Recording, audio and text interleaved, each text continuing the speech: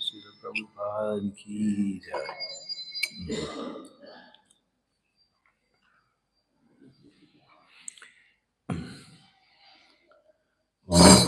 Srimad Bhagavatam,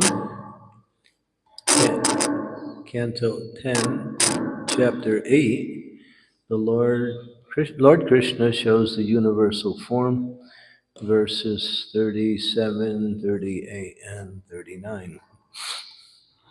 Om Namo Bhagavate Vasudevaya.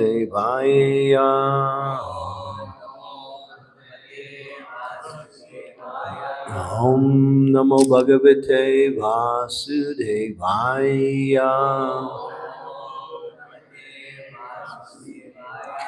Om Namo Bhagavate Vasudevaya.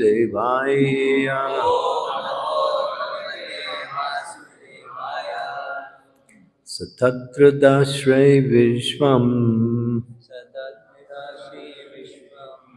Satatra Dashre Vishwam. Jagatstasnu Chakam Dishaha.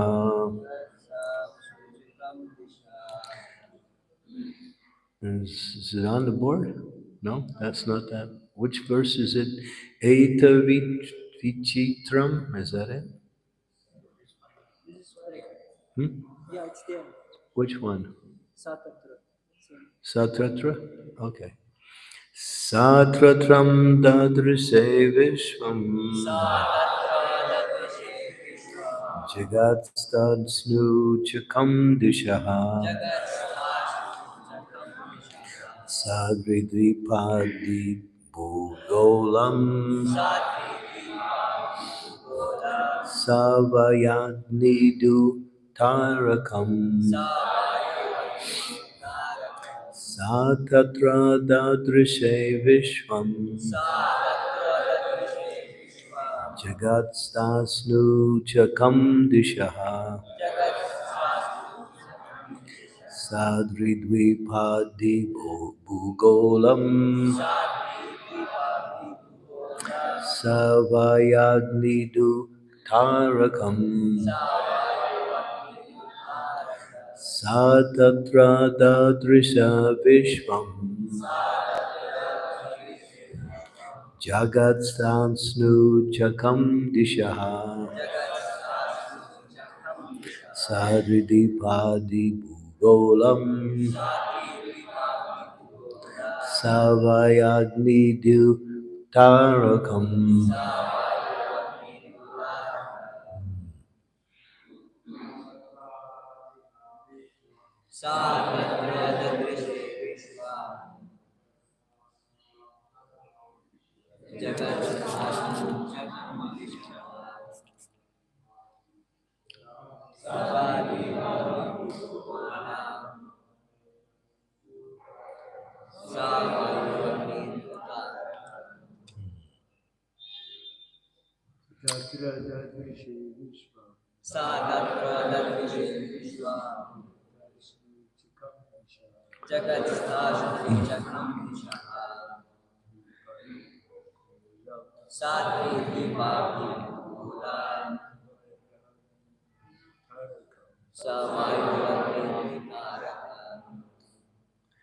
Ladies?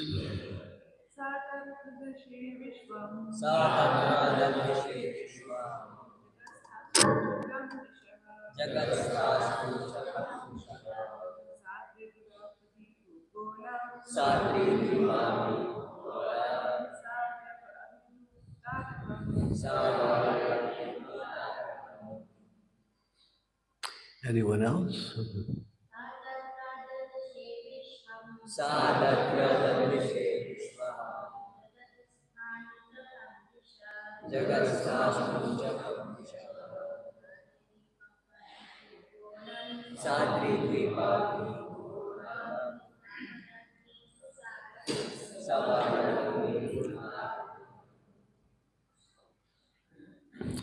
Sa, Mother Yasoda, Tatra, within the wide open mouth of Krishna, Dadrishe, saw Vishwam, the whole universe, Jagat, moving entities, Stansnu, maintenance of non-moving entities, Cha, and Kam, the sky, Dishaha, the directions, Sa'adri, with the mountains, Dvipa, islands, Abdi, and oceans, Bhugolam, the surface of the earth, Savayu, with the blowing wind, Agni, fire, Indu, the moon, Tarakam, stars, Jyoti Chakram, the planetary systems, Jalam, water, Tejaha, light, Nabaswan, outer space, Viyat, the sky, Evam, also, Cha, and Vaikarikani, creation by transformation of Ahankara, Indriyani, the senses, Mana, the mind, Matra, sense perception, Gunatraya, the three material qualities, Sattva, Rajas, and Tamas. Etat, all these, Vichitram, varieties, Saha, along with Jivakala, the duration of life of all living entities, Swabhava, natural instinct, Karma Asaya, resultant action, and desire for material enjoyment, Linga Bedham, varieties of bodies, according to desire, Sunotano, in the body of her son, Vikshwa, Siyan, Vidarita Asye, within the wide open mouth, Rajam, Vrindavan Dham, Nanda Maharaja's place, Saha Atmanam, along with herself, Avapa, was struck, Sankam, with all doubts and wonder. It's a long translation, please listen up.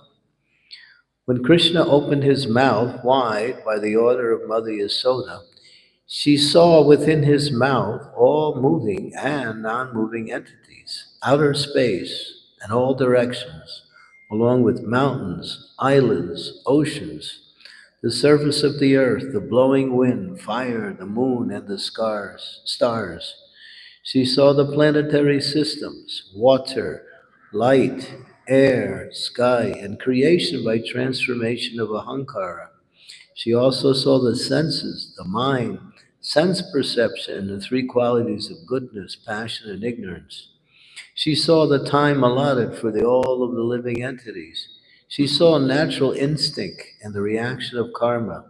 And she saw desires of different varieties of bodies, moving and not moving. Seeing all these aspects of the cosmic manifestation, along with herself and Vrindavan Dham, she became doubtful and fearful of her son's nature.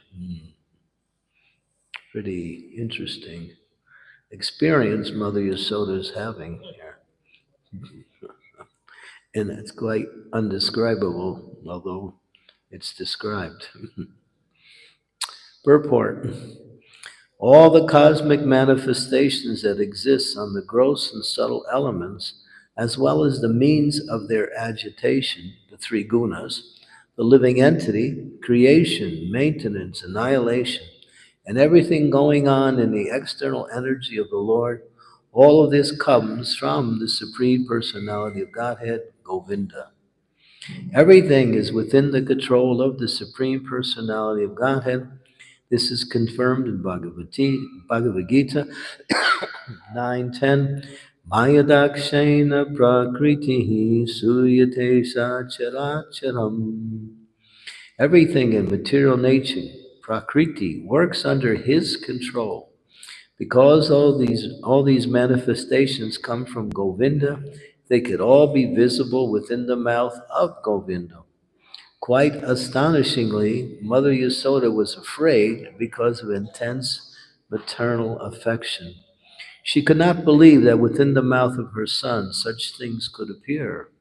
Yet she saw them, and therefore she was struck with fear and wonder.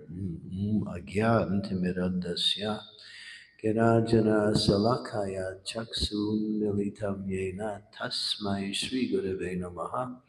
Nama Om Vishnu Padaya Krishna Prasnaya Bhutale Srimati Bhakti Vedanta Swami Niti Namine Namaste Saraswati Deve Gauravani Pacharine Nirvisesa Sunyavadi Pastyatya Desatarine Vanchakalpa Tarubhyascha Kripa Sindhu Vaevacha Patitanam Bhavanebhyo Vaishnavebhyo Namo Namaha. Jai Sri Krishna Chaitanya Prabhu Nityananda Sri Advaita Gadadhara Sivasadi Gaura Bhakta Vrinda. Hare Krishna Krishna Krishna Hare Hare Hare Rama, Rama Rama, Hare Hare. So Srila Prabhupada in the purport mentions Krishna as Govinda. Govinda means, it gives an indication of this particular Leela by applying this particular name to Krishna. And that is one who gives pleasure to the senses. And Mother Yasoda's senses are being bombarded with something that is inconceivable. Jai Shri Shri Radha Madan Mohan Ki Jai. This inconceivable experience of Mother Yasoda is causing her to have both fear and wonder. We know that in the process of bhakti, there are relationships with Krishna in different mellows. These mellows are known as rasas, or that mood of happiness that comes with the connection of Krishna in a certain type of relationship. Mother Yasoda is in the mood of taking care of Krishna as a mother. She is a mother, and because of her motherly affection and motherly care, she can never really experience her son in any other way. But now, all of a sudden, the whole show has changed.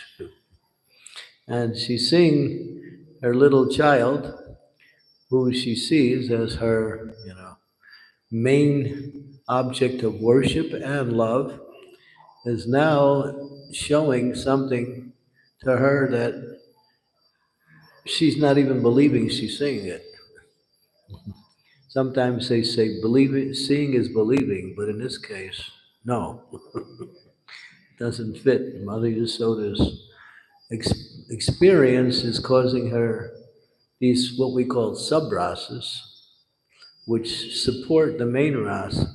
But generally, in the mood of Vatsalya ras, parental love, parental care, fear is not there. Oh, fear is, but in the element of fearful that Krishna will fall down, or some dog will get him, or some monkey will bite him, or something. She's got that kind of fear, but this fear is completely different. She's fearing that her child is something else than her child, and that fear destroys, or at least challenges her position as mother. And in that experience, it's like now it says she's also became doubtful because of that fear. Who is my child? And now Krishna, we will see how Krishna deals with her experience. Because he's thinking now, what she's seeing will change her way of seeing me or relating to me. And that's the worst thing. He doesn't want that to happen. But simply by looking into his mouth, because he is what we say, the root of all creation, both manifestation, the spiritual energy, and creation, the material energy. Everything exists within him. The Mayavadi philosophers, they say when you give a form to the Lord, you limit him. They say form means limitation. They say, if something is formless, it's all pervading, it's everywhere. And God is like that.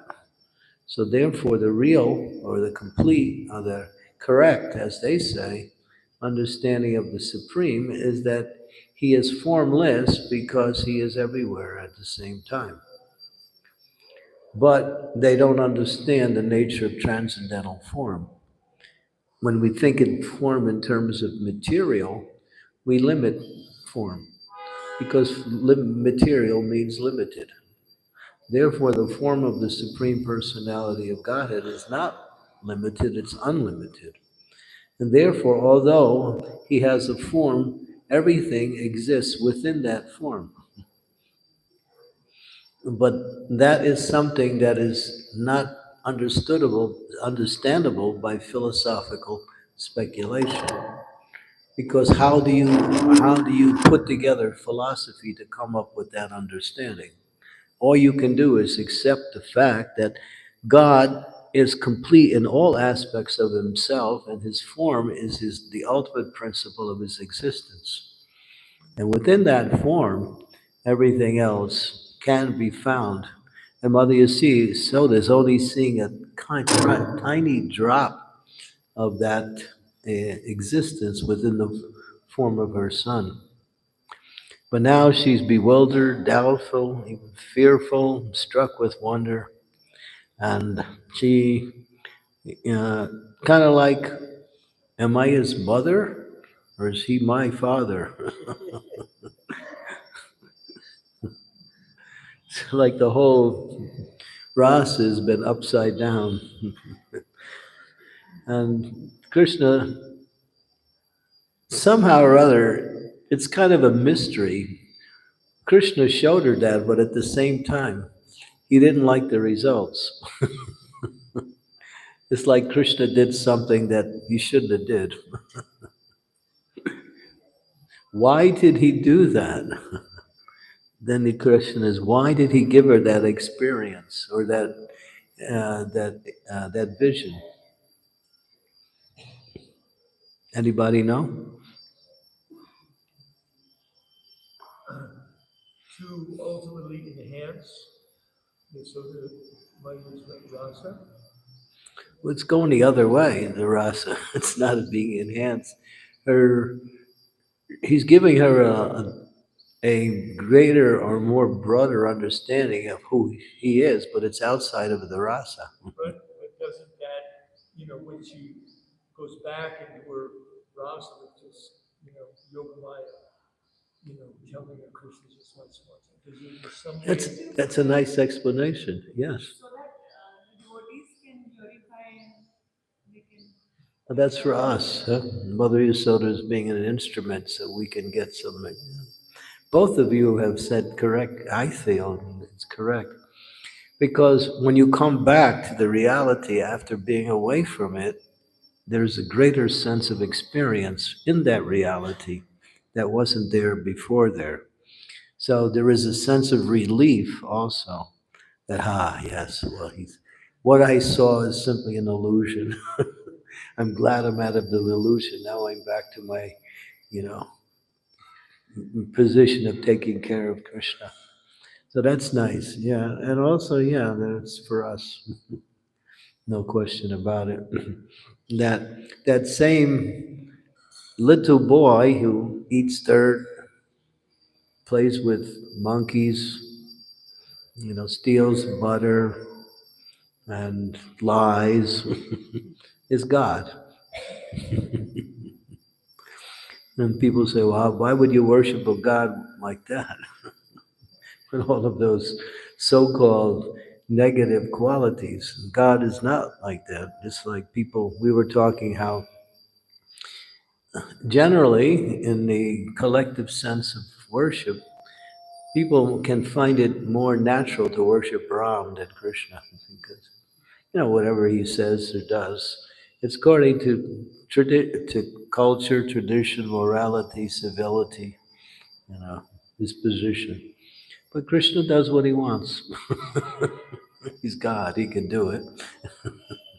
And if he wants to change things around, he does. But somehow or other, because of his sweet nature, everything that appears to be negative is dissolved simply by his sweetness, his appearance as a little child, which is one of the most, when we say, attractive features of the Supreme Lord, especially for mothers. And they can really relate to Krishna in that mood of being a little child. Because that loving nature of a mother is just natural. It's natural when Krishna comes as the mood of a son, that he enhances that mood and brings it out. So all of these things are also for the pleasure of his devotee. But Krishna is not worshipped in Vrindavan in this mood of being the Supreme Lord. Is he or is he not? He is. The pastime when Nanda Maharaj was bathing too early in the morning. They went to one holy place, Ambika, to worship the goddess of Durga Devi, wasn't it? To show honor to Durga Devi.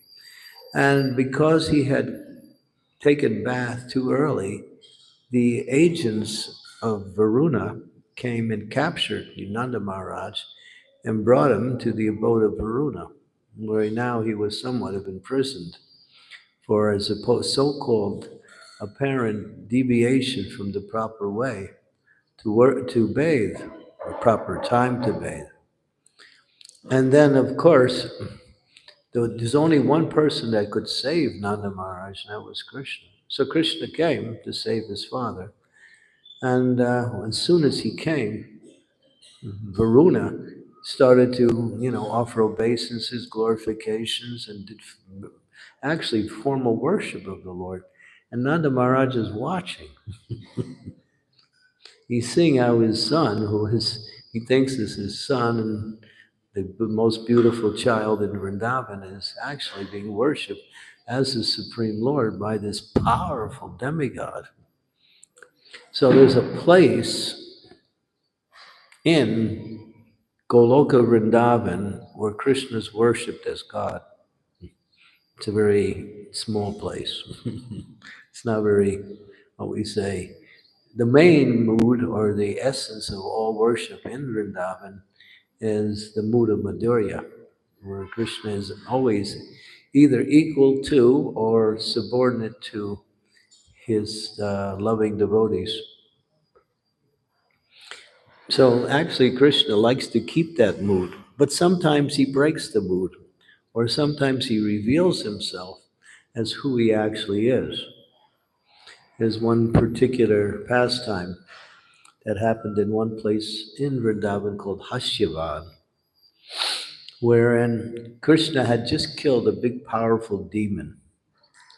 And all the cowherd boys saw that, at least the ones that were with him. And they all came running around Krishna, glorifying Krishna. And then, but they were also kind of bewildered. How did you do that? Yesterday I beat you in wrestling and I couldn't kill that demon. Well, you did. Yeah, another boy said, yeah, yesterday I took his lunch and he was crying. And so they all going back and forth trying to figure it. And then one boy says, yeah, it was his mother. She puts these armlets and amulets all over his arms and legs, and he gets this special, and then he has power. That's why his mother gives him the power. She's powerful. We get our power from our mother, right? Mothers are actually the real power for the sons. And yeah, so Krishna's just listening. He's quiet, not saying anything. So another boy says, yeah, it's his mother, but she gives him a special demon killing mantra. And he chants that mantra, and when he chants that mantra, then he gets powerful. So they're all guessing. And then Krishna jumps in and he says, you want to know? Yeah. So they all get around him and they're all ready to hear. And Krishna starts speaking. He says, when I was born, there was this powerful sage. He came to see my father in a very private meeting he had. And he said, your son is as good as Narayan. In fact, he is Narayan. So if you want to know, I'm God. And they're all looking at him and laughing. He's God.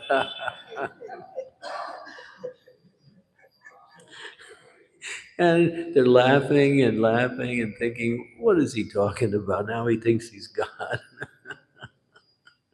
And so Krishna's also laughing, and they're all laughing. And then Krishna says, all right, let's go play. This idea of God ruins everything.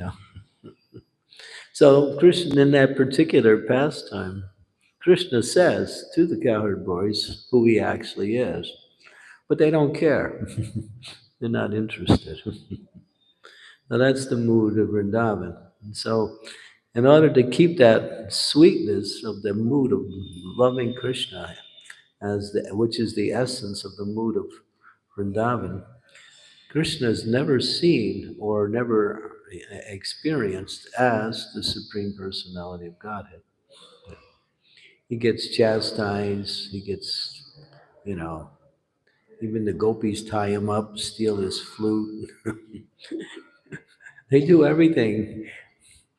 And Prabhupada said, we're worshiping Radha and Krishna here in the temple, and that's Krishna, the same Krishna of Vrindavan. It's being worshipped here. But don't think you can go onto the altar and jump on the back of the deity. Don't try it. He says it's not like that. So, but we're worshiping Krishna and Radharani. They're there. But we worship in the mood of Lakshmi Narayan.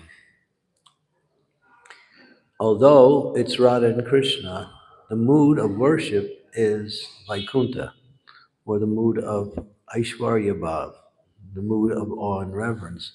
Why? So because to come to that stage of Madhurya or loving Krishna in that mood of either being a son or a friend or a lover it takes one's progress in devotional service to reach Raganuga Bhakti, spontaneous loving devotion. So, for the sake of worship and for the sake of allowing that worship to develop, therefore the mood of awe and reverence is given. Although the deity is Radha and Krishna. They are Radha and Krishna, not Lakshmi Narayan, but we worship in that mood. So that's very important to understand that. But it says that as one develops towards that stage of spontaneous loving attraction to Krishna, then Krishna reveals himself in the deity as who he is in Sri Vrindavan Dham through that loving worship, which formulates from awe and reverence into that mood of ras, into that mood of attachment to Krishna in a certain way. But Krishna here, he doesn't want to destroy Mother Yasoda's natural love for him. So after some time, he changes the whole scene. And we mentioned, of course, earlier in this same pastime, how when Krishna was in Vrindavan, there was a forest fire, and that forest fire was so devastating that it just appeared out of nowhere. And the cowherd boys immediately got frightened and they started to cry out to Krishna in a very helpless mood. It says, just like one cries out for the Supreme Personality of Godhead when one is in a dangerous situation. That's the analogy given.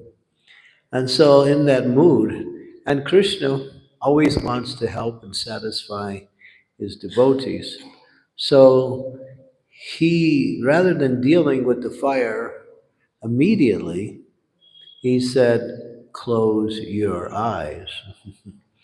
And everyone closed their eyes, and then he took the fire and he just drank it. It was like, he became really like some of us when we eat chilies, we get really on fire. But this was much more hotter. So he simply sucked in that fire, and then he said, "Open your eyes." And the fire was gone, everything was peaceful, it was just like it was there before. No one even understood there was any danger. Krishna just changed the whole thing back. But why did he ask them to close their eyes? He's never done that in any other pastime. He always kills the demon, everybody watches. Jai! They cheer, they get scared until Krishna wins, The demigods are there sprinkling flowers.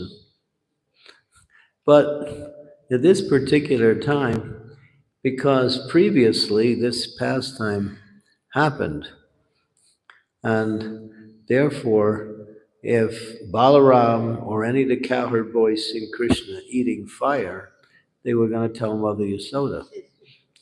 And then she's going to think, now he's eating fire. Before he was eating dirt. What's next, So there be will. So Krishna did that so he wouldn't get Mother Yasoda to go through her experience again, looking for fire into his mouth. Because she has such loving, the mood of Mother Yasoda is so, what we say, you might say, overprotective. You might consider it in a comparative way, that she's rarely protective, overprotective. Every minute she's thinking of Krishna, And whether he's happy, whether he's getting everything he needs, whether he's out of danger, her mood is constant. She cannot think of anything else but her son. And that loving relationship is so deep and so sweet that it just attracts Krishna to her. Krishna is so attracted to his mother because of that. Actually, the love of Mother Yasoda is really quite, what you might say, in a comparative way to the other residents of Vrindavan, exalted. It's really exalted. Because we know, at least from the material perspective, that the closest thing to natural love in the material world, Srila Prabhupada would make this point, is the love of a mother for their child. It's not something that has to be learned, something that has to be developed.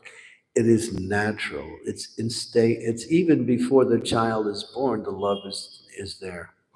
And once the child is born, the love manifests as even greater. And it's natural. So using that example, because Prabhupada would always say, and the scriptures validate that in this world there's no love. Because love means selflessness.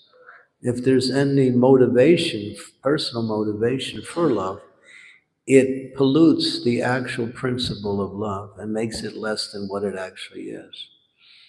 Well, when love is selfless, it is actually love.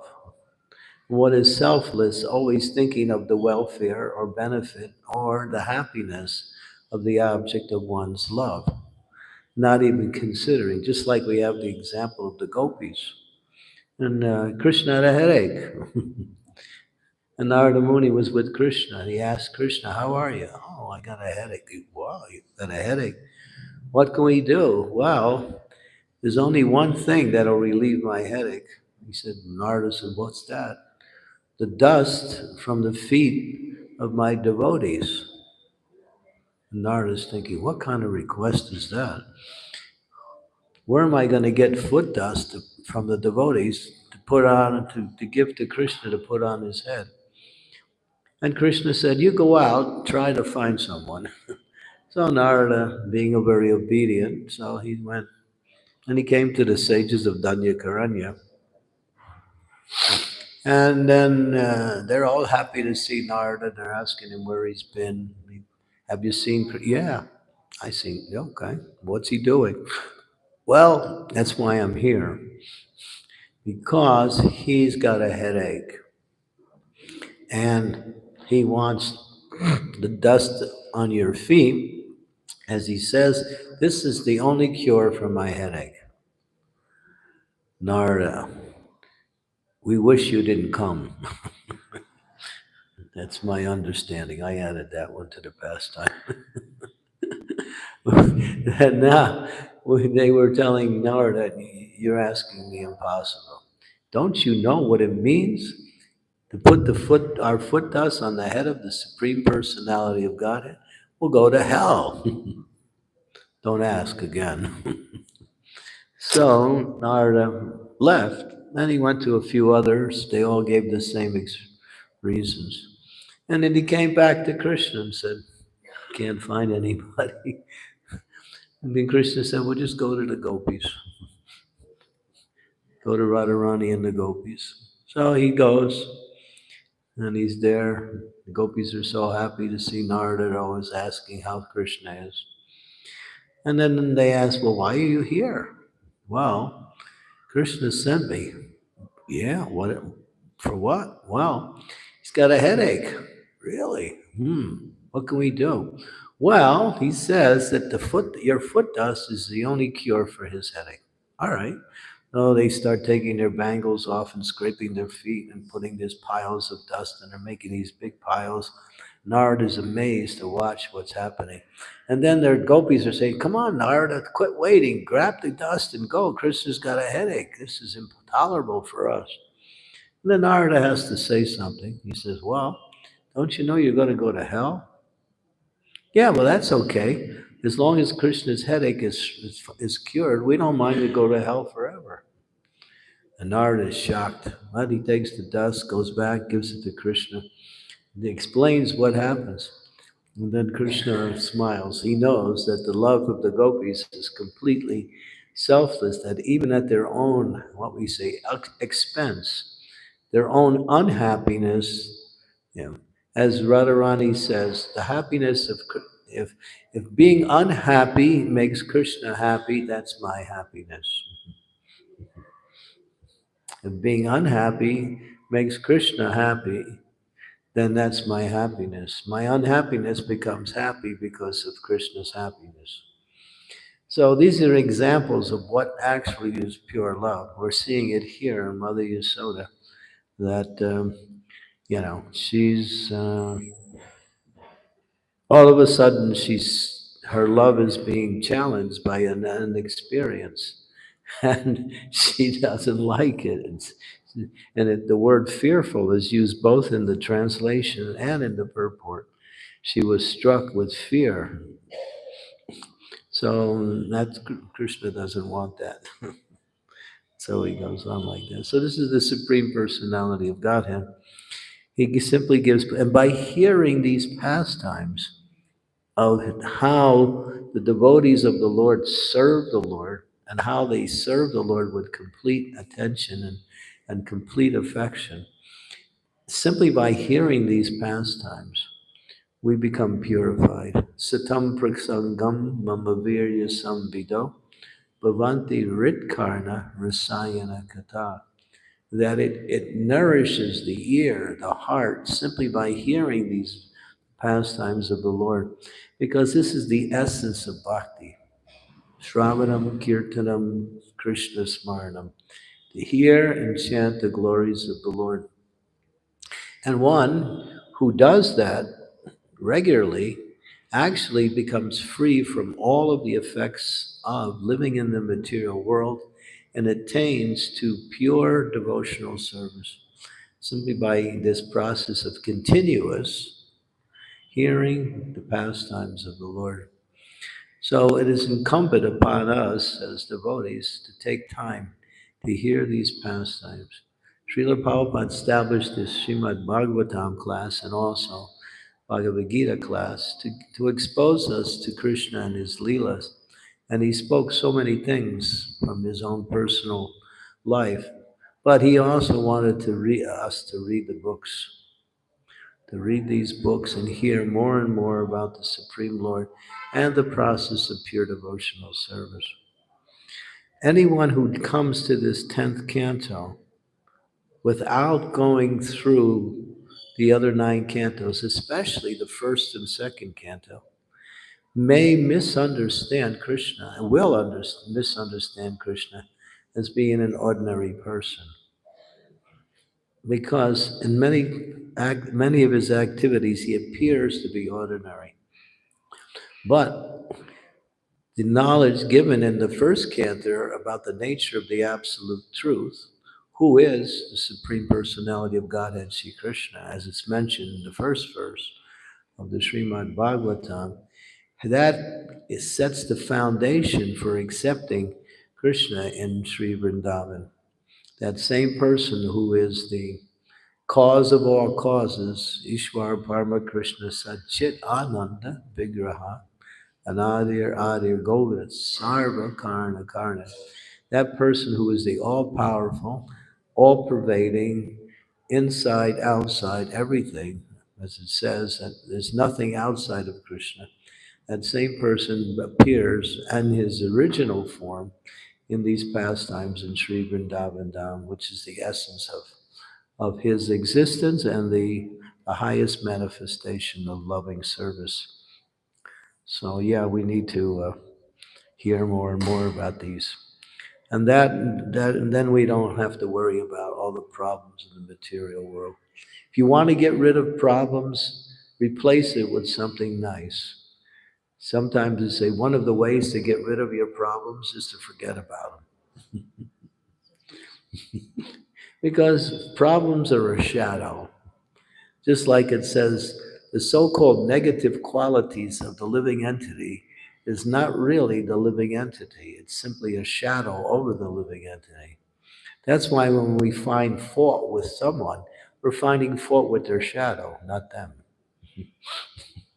And the shadow is not real because the shadow is just a reflection of the image of the person. The reality is that the living being is a pure spiritual entity and therefore it cannot have any faults. So the faults are simply the coverings of the material energy, which are like shadows over the living entity's existence. So to find fault is unnatural because it's not correct. Okay, so questions, comments? Govinda Priya, yes. I was just reminded of, since we're sitting in the presence of Radha, I was just reminded of Sri Purushottam Chaudhary when you were mentioning, we can climb up on the deities and Oh yeah. worship them. So Srila Sanatana Swami, when he was going to Madhukari, and he stopped at the house of Sri Purushottam Chaudhary, and he witnessed Purushottam Chaudhary actually, when he was in the mood of Vatsarya, he was sitting with a stick Right.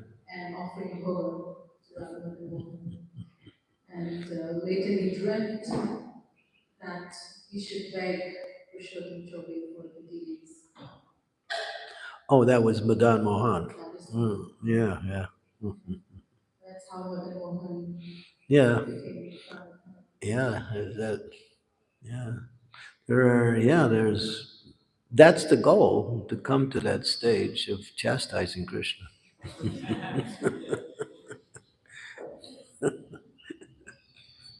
The gopis do that too. Radharani is waiting for Krishna, he's somewhere else, and Lalita goes to find him and gets angry at him.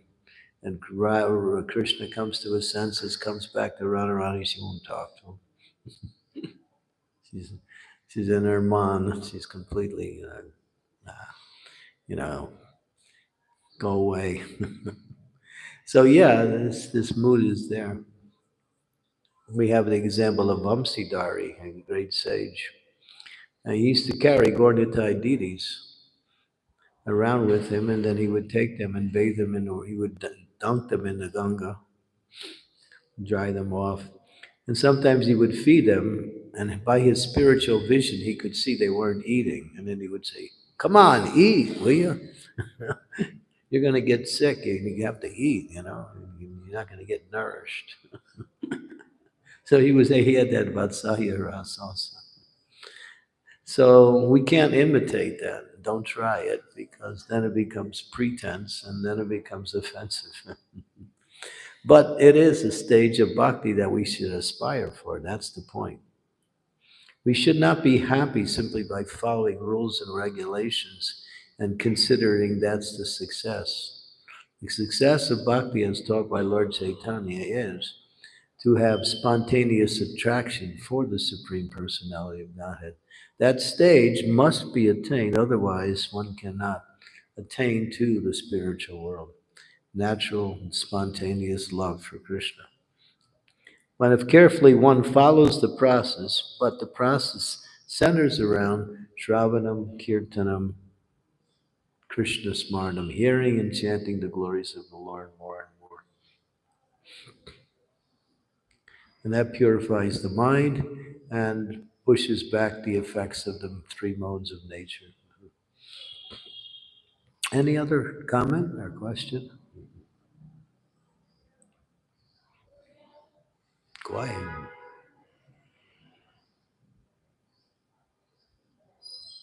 Everybody's hungry?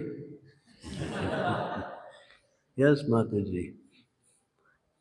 There's just a thought that I was thinking about. We are accustomed to follow the rules and regulation and praise, and reverence most of the time.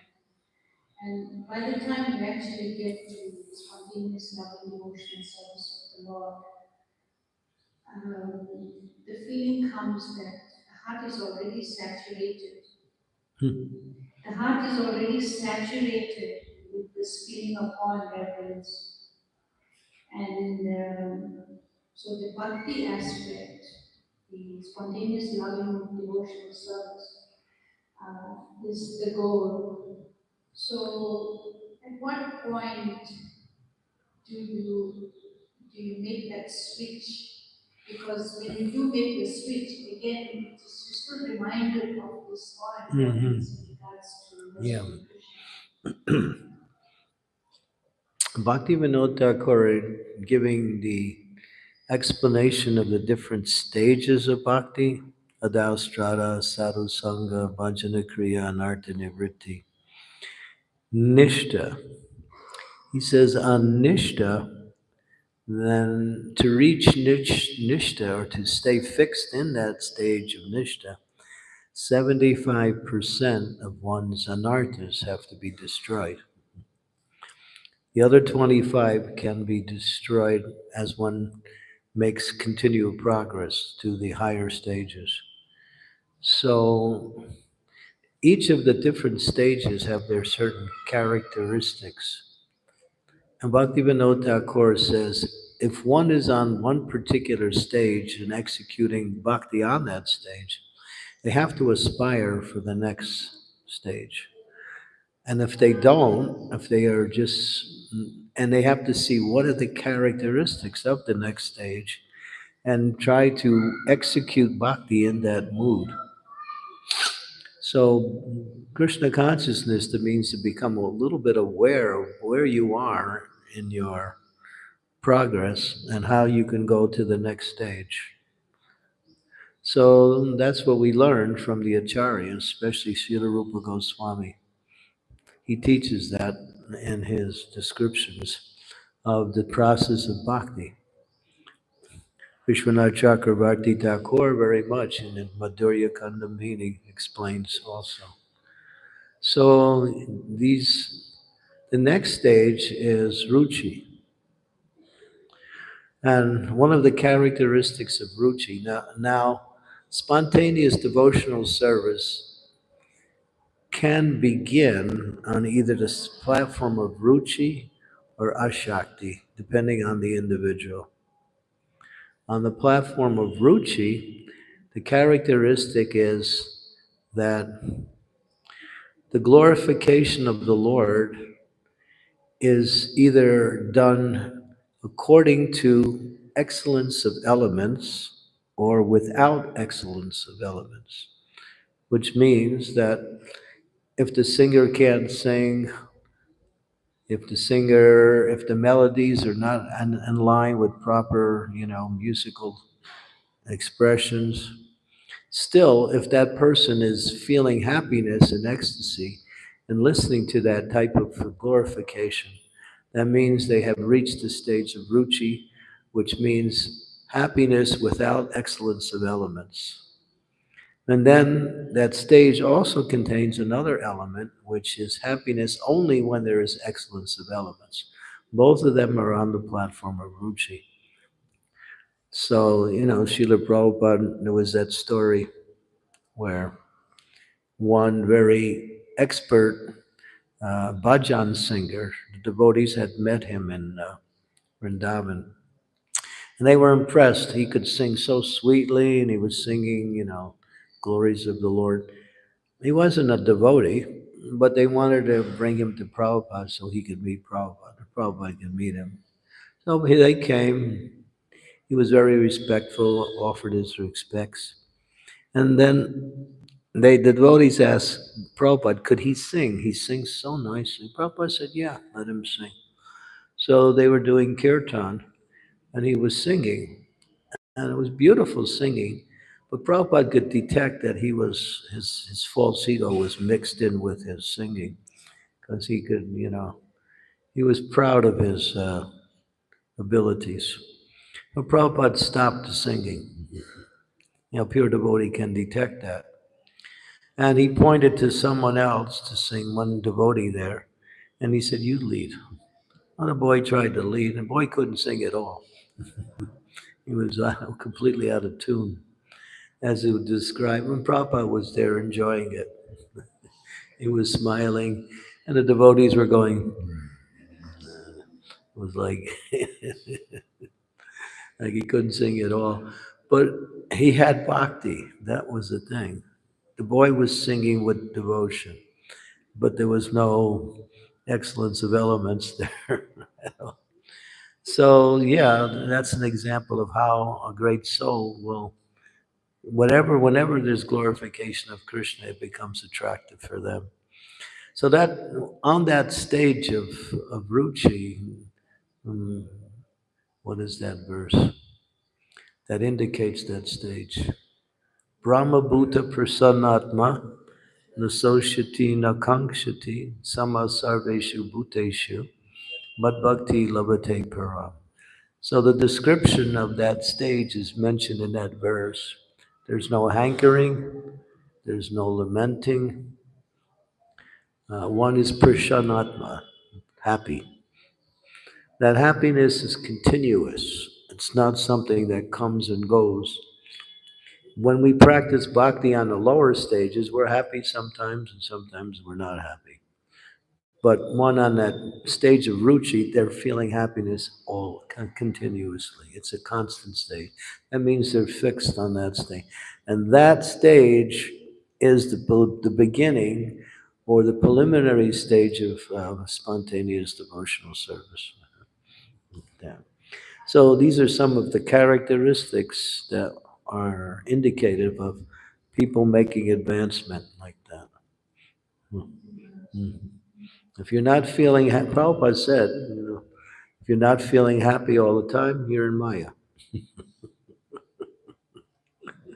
So most of us are in Maya. I had heard an explanation from Varsana Swami, Hmm? and he's mentioning that very simple explanation, but so profound. Who, Something similar lines of this. who's, He said, who's speaking? Varsana, Oh, Varsana Maharaj, okay. and he was saying that just like your true nature it exists. You don't have to artificially try to reach some state or something.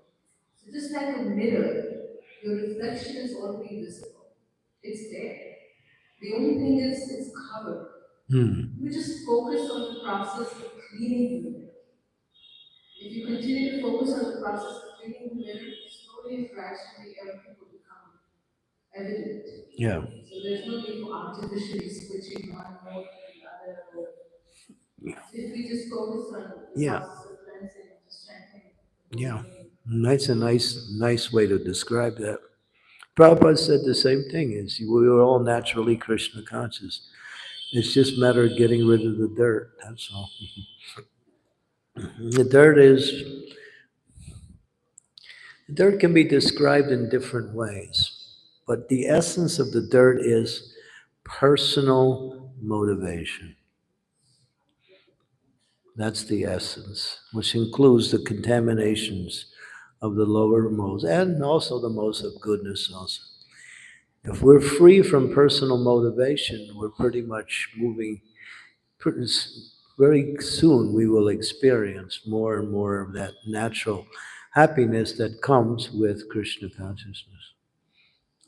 Getting rid of personal motivation. And that's not so easy because the false ego is always dictating to us about how we can be happy in Krishna consciousness. But don't try to be happy, just try to serve. If you try to serve, and that's the process for approaching transcendental happiness. Just serve. That's all. Try to serve in the mood to please. Don't try to be happy. Tell that to the non-devotees, right? Put a big sign